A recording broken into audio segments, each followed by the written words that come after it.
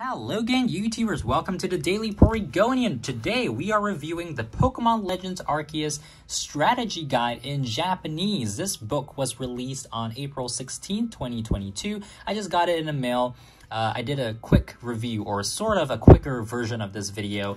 You can find it in the description box below if you don't want to go page by page. But as you can see, or read from the description and in the title, this video is going to be a page-by-page review of this book. Let's take a look at the spine, and at the back we've just got some stuff here. So I'm going to remove this outer cover, and then we're going to look through the book once more. I'm recording this right after I recorded the other version of this video, which I posted on the Other Stuff channel. So if you guys are interested in SpongeBob or other stuff like aviation, those two channels are linked in the description box below. But anyways, this Pokemon channel is of course dedicated to Pokemon, so that's why I decided it will be a great time to start doing in-person sort of recordings on this channel as well. So without further ado, let's get right into it. We start off with the cover page. It's just basically the same art that we saw before, as well as some really cool art of Adamant and Irida.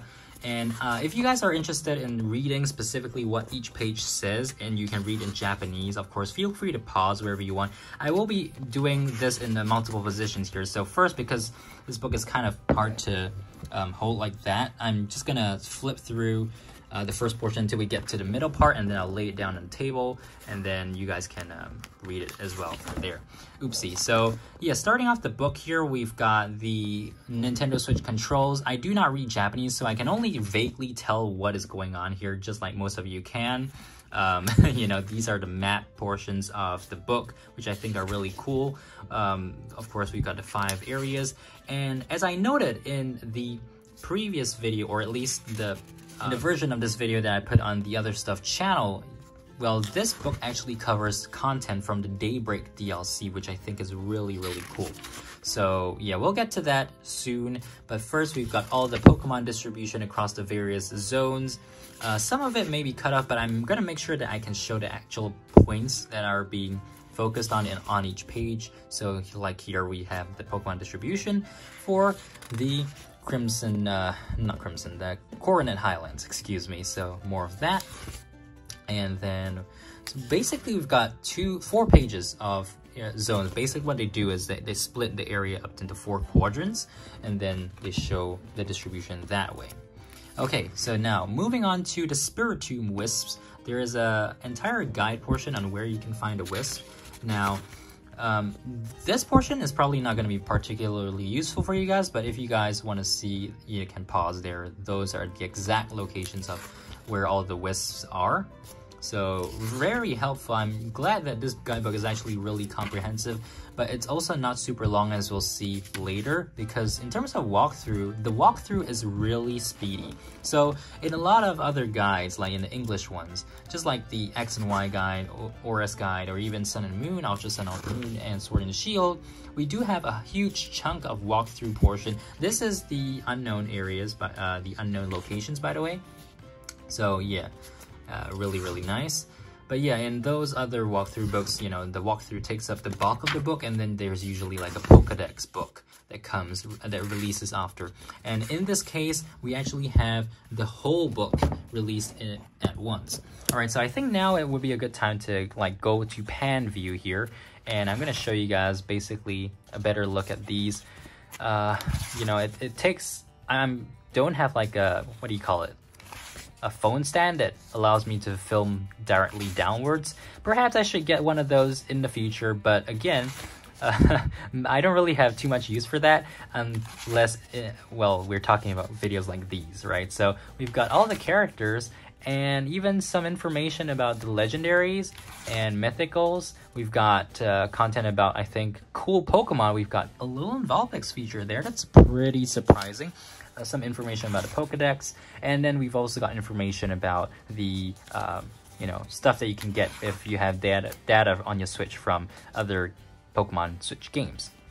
Okay, so now we get into the portion where it just talks about the mechanics of Pokemon generally. So we've got new Pokemon introduced, forms, form differences. We've got the ride Pokemon, I think, because all 5 of those are ride Pokemon. We've got the different balls that you can use, basically game mechanics.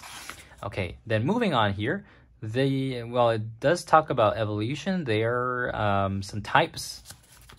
Okay, and then wait a minute, oh no.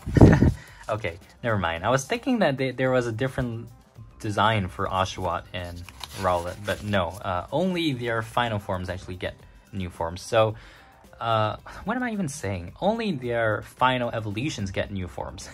Okay, we have some coverage of how you read the Pokedex as well, which is pretty useful if you've never played a game before.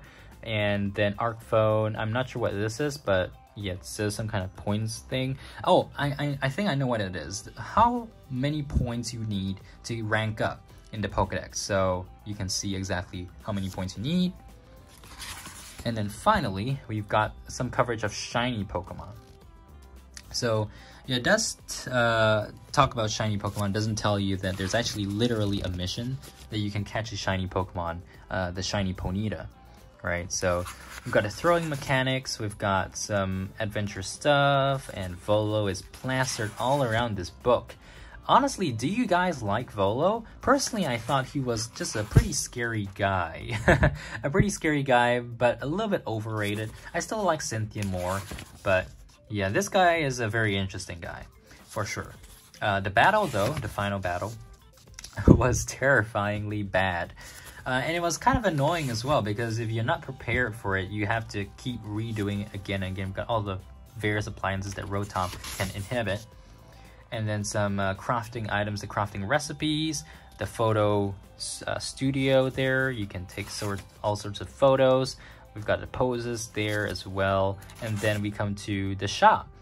Right, so we've got a hairdresser, the shop, and we'll actually get to the trainer customization later in the video because it's further down in the book here. So these are the Ginkgo Guild guys and what you can buy from them. Now, this book may not be very useful if you really don't want to... Oh, look at that. They actually show the mints that you can farm on the farm, by the way. Yeah, so this book is not particularly useful if you need to read things in order to understand them. But if you look at the photos and you have some background knowledge, of course, then it's perfectly fine because you can kind of figure it out what exactly the book is saying and not have to use Google Translate or anything, which takes up even more time. So this book in general, I think, is a really cool collector's item because, well, I don't think that Pokemon Company International will be releasing an English version of the book because at this point they still have not announced one, and the only reason at this point I can think of why they do not want to announce one is because they just feel like, you know, print books are, well, no longer in style. And it's kind of funny because this is a tradition that they've been doing for so long, and, you know, for one of the biggest games in the Pokemon franchise ever, they decide to just can it. So originally I thought that this was going to be something that they just did, like, or did not do exactly, for Brilliant Diamond and Shining Pearl. You know, they didn't release a strategy guide for that. But when it came to Legends Arceus, it was kind of strange that they, such a new style of game, they didn't want to release a print guide or even a PDF guide. You know, they could have just released one on Amazon. What was it called? Amazon Books? Kindle. Yeah, Kindle. And books for Apple Books as well. So yeah, I guess they just didn't want to invest in a writer and putting together a book like that, because I think they were still kind of like annoyed at how the Sword and Shield guide was leaked a couple of weeks before Sword and Shield was released. If you guys remember that or were around the community back then, basically all the Pokemon and the Gmax forums were leaked because someone took photos from the strategy guide that had been printed before the game's release. That was absolutely hilarious, but I think from then on they decided, you know what, we're just not gonna go through the trouble to risk, you know, spoiling the entire game and harming our marketing plans, which is kind of strange because the Japanese Pokemon Company, still released this book. They published it, had what was the company? Overlap, I think it was called. Yeah, write and publish this book and released it about over 2 months after the game was released. So we're going through the walkthrough portion of the game, by the way. Yeah, so they released this guide nonetheless, which is really, really nice. We have all of these various sorts of information to look at. And it's just nice, you know. I don't refer to guides like these for how to play the game, because honestly, you can figure it out yourself in most cases. And if you really can't figure it out, you can always search on the internet. So that's why I think the Pokemon Company International figured, you know what, let's just not bother. It's not worth the time. But, you know, who knows? They never really announced how many copies of the strategy guides they sell. Or maybe there are, and I just never looked them up. But yeah, we got Primal Dialga, Primal Palkia there. Now we're going to go on to the next section here. And these are the request missions. So like you talk to the residents of Jubilife City or in the camps. It sounds a little bit wrong, the camps. The base camps, yes. You know, in the various areas, right? And then, yay, there is the shiny Ponyta that we were talking about earlier. But yeah, so this guide shows you exactly what you need to do. And as I said earlier, it actually covers the Daybreak update as well, further down. And that kind of gives me the idea that there is not going to be any more DLC for this game, because if they wanted to, they probably would have held off the guide till they released that final DLC, and then, you know, just from then on, the game is what it is, right? So got all of those missions, the Wormadam mission, the Seas Legend mission, by the way, over here. And then we go on to the rest of them, and more of that. I'm not sure what this is, but it seems like, oh, the rewards for how many balloons you burst, I think, the balloon race quests. Okay, and then we've got that, the battle with Lucario, battling Adamant and Irida, and the Shaman, Giratina, and Darkrai quests.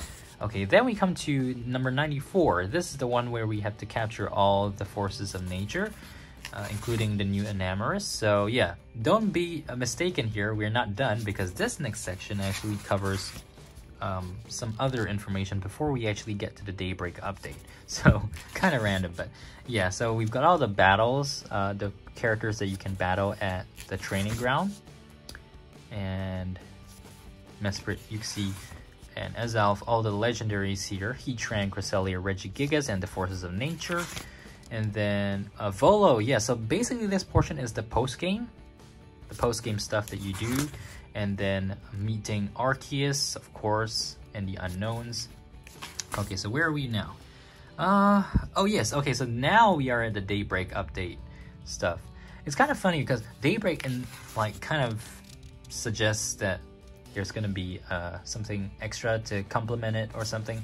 I guess it's just a Daybreak in a sense that, you know, this is a brand new dawn for Pokemon, and if you guys want new content, you gotta wait for Gen 9, which is coming in Scarlet and Violet later this fall.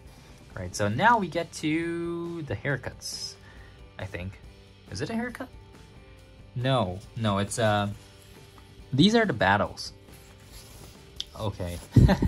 Why was I thinking of haircuts there? But anyways, these are all the Path of Solitude missions. So yeah, there's 108 to 122. And then we get to the Photo Club again. So yeah. What else here? So yeah, we also have icons or the sprites of the various Pokemon in the game.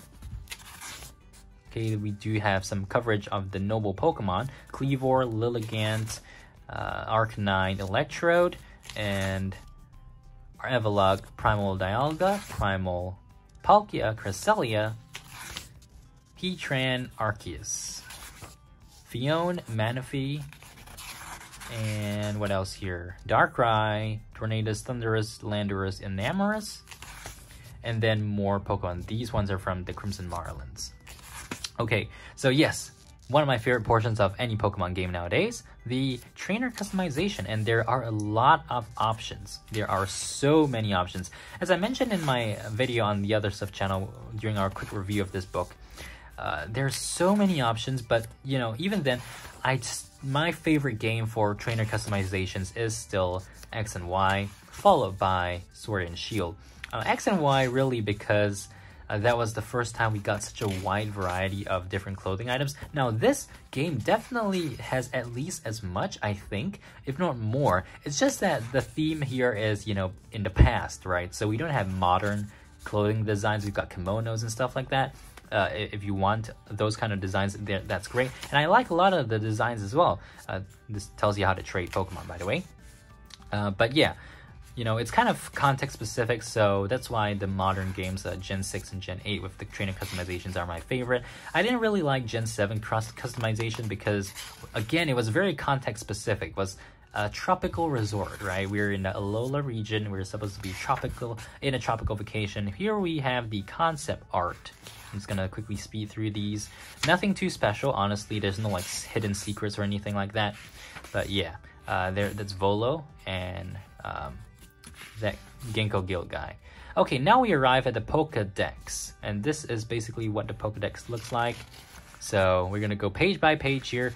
Rowlet, Dartrix, Decidueye, Cyndaquil. Okay, I'm not gonna say the names of all 242 Pokemon in this game. I'm just gonna quickly flip through. But my favorite starter is definitely the Oshawott line. So Samurott is the one that I think a lot of people pick because it's actually the most useful in my opinion. In all my playthroughs of this game, I've always picked Samurott over the other two. And of course, you can get the other two via space-time distortions or you know, after you complete the story, and you can get them from Professor Laventon. But yeah, Samurott is my favorite starter out of all of them in this game. And that includes Piplup, although Piplup is really the close second. Not Empoleon, just Piplup, because Dawn, right? But yeah, you know, I was kind of detracted from talking about the Gen 6 thing, so if you guys watch my Pokemon videos before, I've always talked about how much I like Gen 6. In fact, Gen 6 is my favorite region or generation. Kalos is my favorite region. Because of the anime, of course, Ash and Serena, so we've got the, what do you call it, armor shipping, right? And also the adventures in the Kalos region was so fun. Even the filler was kind of funny, but silly at the same time.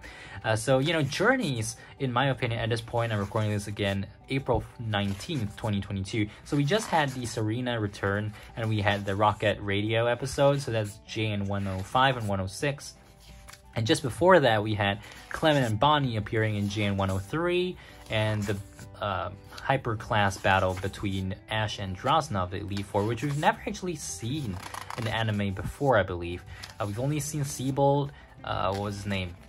The water Elite Four. I can't believe I forgot his name, man. It's my favorite region. Oh man. Okay, so yeah, you get what I mean anyways. Yeah, Togetic, blah, blah, blah. And yeah, okay, now I think we have to do it this way because the book is falling this way. So yeah, you can see I actually have some like Pikachu and Piplup gummies on the side here. Okay, that was a random side note. Okay, I get distracted sometimes. But yeah, more of the Pokemon here.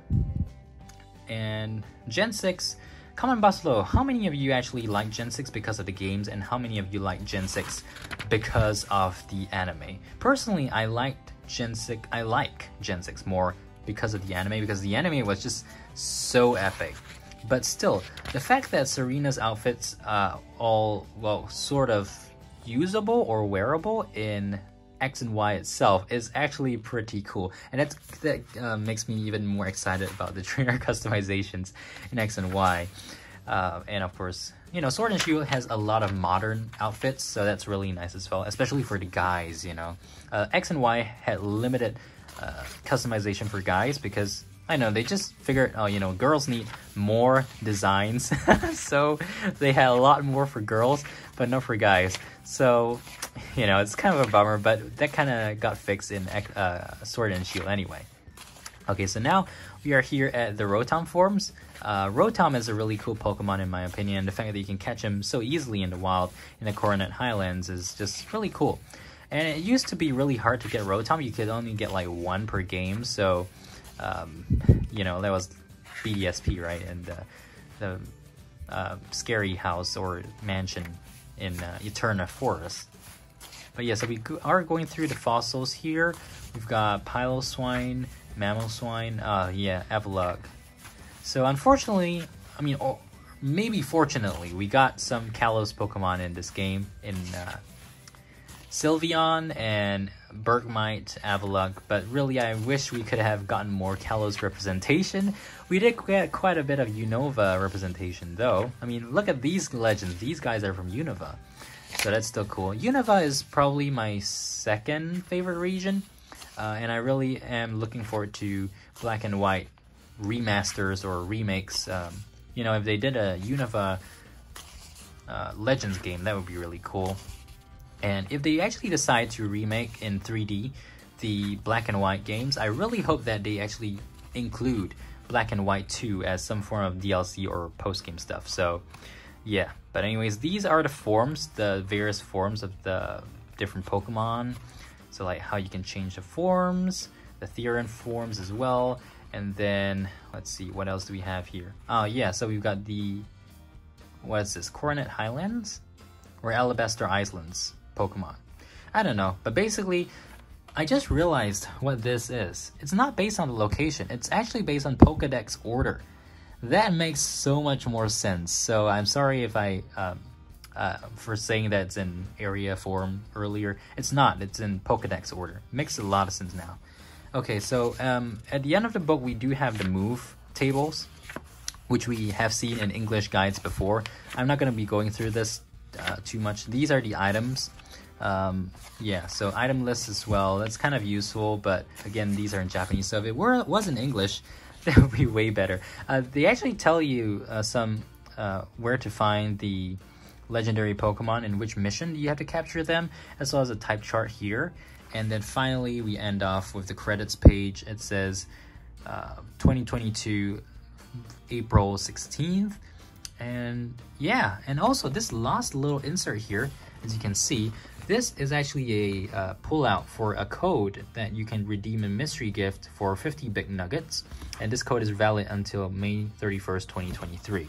So that is your look at the book Pokemon Legends Arceus Strategy Guide in Japanese. I hope you guys enjoyed the video. Thank you guys so much for watching. Make sure to subscribe, like, favorite, comment, etc. Keep it right here on the Daily Porygonian. If you guys are actually interested in more Pokemon Strategy Guide page-by-page reviews, I actually have done quite a few of them on my other stuff channel. But of course, going forward, my Pokemon content will be on this channel itself. So I will leave a link to our Pokemon content on the other stuff channel in the description box below as well, so you guys can go check up on our various guide reviews from ORAS, X and Y, Sun and Moon, Ultra Sun, Ultra Moon, and even Sword and Shield. So, well, that's all for this one. Thank you for watching, and I'll see you guys in the next Pokemon video. Bye!